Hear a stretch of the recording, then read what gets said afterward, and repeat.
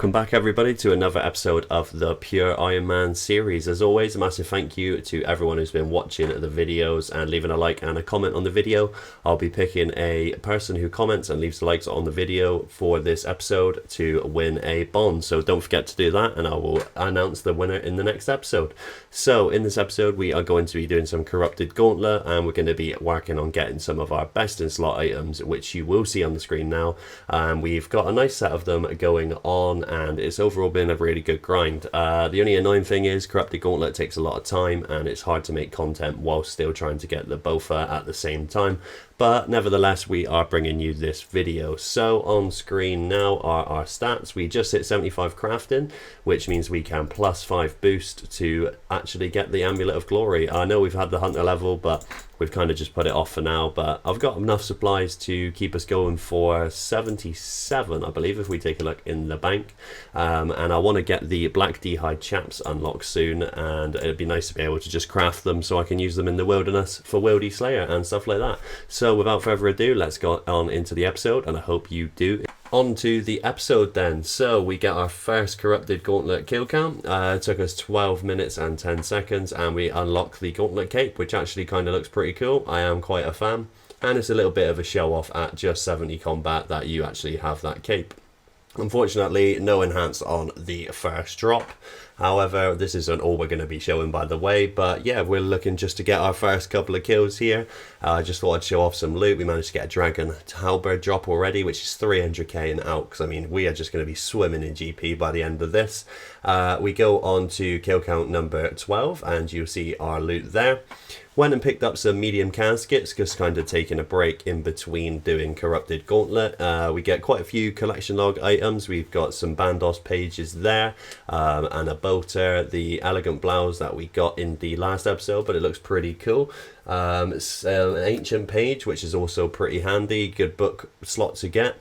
Terrible one for the fourth one, and the last one is also pretty average, but not too bad loot there, to be honest.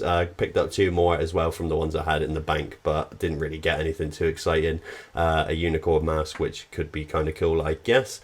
As you see, we're on to level 32 now, and we get our first crystal armor seed, which is a nice start to the grind. Obviously, we can trade that in for shards later on in the episode. Went back and did a few more medium clue scrolls, got ourselves another boater. Still looking for a pair of boots, but unfortunately, we do not get any in this opening.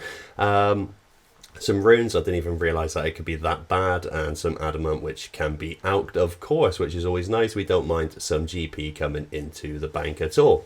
So up next we decided to go to Revs, and we actually got an ancient totem, which was 990k, and we also got a dragon plate skirt drop, which is also some nice GP for the bank.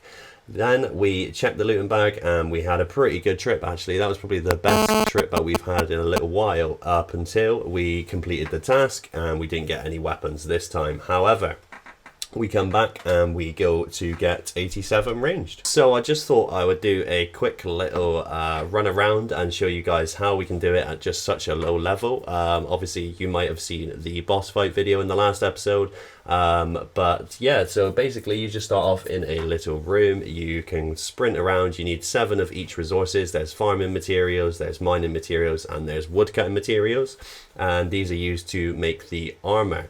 You need to get a weapon frame, which is dropped from any monster in the game. You kind of just want to kill the low level ones because you're basically punching them with the weapon that you're given at the start. So you can see me just go through. I'm just sticking close to the center circle, and we are trying to get as many materials as we can. Go and kill a first couple of monsters, and eventually you will get the weapon drop. This can be got between the first kill and the third kill. You're guaranteed to get it on the third kill if you're killing the low level monsters. You want to get yourself 100 shards and a couple of materials and run back into the middle. Make yourself a weapon of your choice, either the bow or the staff. Since recording this, I've actually found it is a better idea to make the staff, as it attacks faster and it means you can get everything you need a lot quicker. You're then going to head out and you're going to get yourself 400 shards. I tend to get around 200 or so before I start killing the bosses. And you'll see there's a common theme on how I go around the map. Obviously you can't see what's around the corner, so you kind of just have to play it safe. There is a way of doing it, which I do. I kind of go for the outside and then slowly cut myself in and around the inside of the map. We get to the first boss, which is the bear, and you just kill the bear, which drops the melee weapon, which is the spike. We don't use that. We end up grinding that up for some crystal shards, which adds to our collection to get the 400. Then we go around, finish off our material gathering. Obviously, these are the wood cutting ones. You do get some XP in here, which is pretty nice as well. So we are going to be slowly leveling up the mining, smithing, herb lore, the lot. Move on into the second boss, which is the Dark Beast, which is the range boss, and it gives you the upgrade for the range weapon, which we definitely will be using, as range is our best stat so far. Once you get to grips with it, it is pretty easy. We then go and find another boss, and if you've already killed that boss, it will give you the item that you're missing. Go back, go get some food, and then you can make yourself your potions, and then eventually you are almost ready for the boss fight. You've got 7.5 minutes to do this. It can be quite close at times, but once you get good at it, it definitely comes as second nature, providing you get a bit of luck sometimes. I mean, you might not get fish all the time, but you know, it's an easy way of doing so. Into the boss fight, pretty straightforward. I've sped all this up nicely so you don't have to watch too much of it, but basically the boss changes attacks and you can run around the room when these little red tornadoes spawn. And if you get caught up by them, they literally just one hit you very, very quickly. So you have to be on your game, as well as switching the prayers for his prayers and for your own sake. So he will be protecting against range and mage for me. So you got to make sure to watch prayers at all times. But like I said, once you've done this boss 10, 20 times, it's kind of pretty straightforward. You can still get comboed out where you just make stupid errors and you just get absolutely destroyed in one hit. But overall, even at level 70, 87 range and 81 magic, I mean, we are kind of killing it, to be fair. We are doing really well. Make sure you have a full invent of food. And for people asking, I'm using the tier 2 armor, which is the second best armor you can make. A lot of people with defense will be able to do it with tier 1, but you just get hit way too much. Like, it'll hit like constant 13s through me, and the food, my damage is not good enough to be able to do that right now. But I'm still not, I mean, I'm only going to save a minute or two even if I did that, so it's not really the end of the world. I'm more just focused on the completion of it and not dying. I know it's going to take probably quite a long time to get ourselves the Bofa. I got lucky on the last Ironman. I think I got it at like 135 kill count, and I've also seen some people wait 1200. So yeah, we just carry on killing the boss really, and we will be going to get ourselves our reward very shortly, which can be very, very nice. That's number 40 kill count, so I was pretty experienced by that point.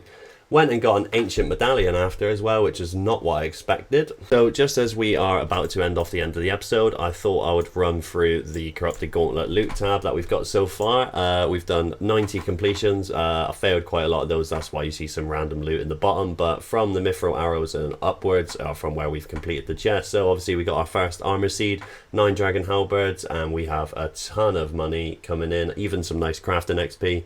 Cosmic runes are also handy for when we do a mage training arena, and if I pull out all my alchebos, which I do now, I'll show you how much money we've actually got sitting in the bank.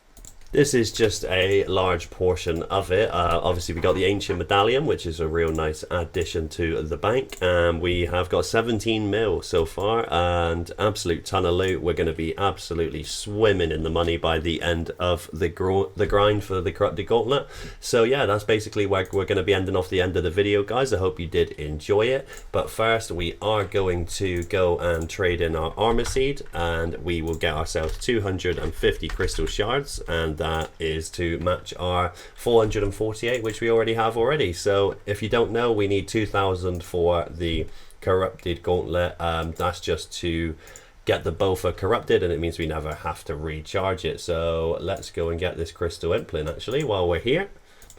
And we got 85 rune darts from that, so not that exciting. I'm pretty sure this is the NPC that you talk to, and you can trade in your armor seeds. So let's have a little look and see what we get. Nope, turns out I'm absolutely at the wrong person. That's the person he traded to corrupt the armor. So let's go and find the right one. I believe this is the NPC. Let's go and see if we can do it. Let's trade in our crystal armor seed for 250 crystal shards, and that puts us almost at 700. So just kind of bear with me. If we search my own name, you can see that we are on 63 Corrupted Gauntlet KC. So all of that wasn't even shown in this episode. So I'm kind of just hoping that you guys can bear with me while we're doing this, and we'll try and make a few videos while we're going as well. So yeah, that's pretty much where we're going to end the video now, guys. Hope you did enjoy it, and I'll see you all in the next one. Thanks for watching the video.